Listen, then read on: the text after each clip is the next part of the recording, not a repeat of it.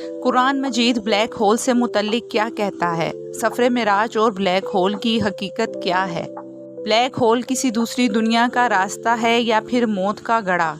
क्या वाकई black hole स्याह है या इसकी स्याही के पीछे कोई राज छुपा है?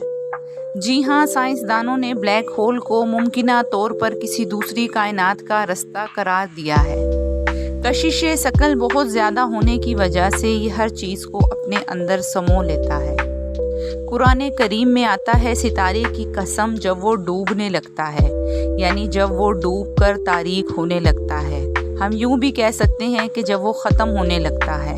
साइंस भी ब्लैक होल की यही तारीफ़ करती है कि ये वो डेड स्टार्स होते हैं जो बिल्कुल तारीक हो चुके होते हैं। साइंस का मानना है कि जब कोई सितारा अपनी उम्र के आखिरी हिस्से में पहुंचता है, या तो वो डिस्ट्रॉय हो जाता है या फिर ब्लैक होल में तब्दील हो जाता है।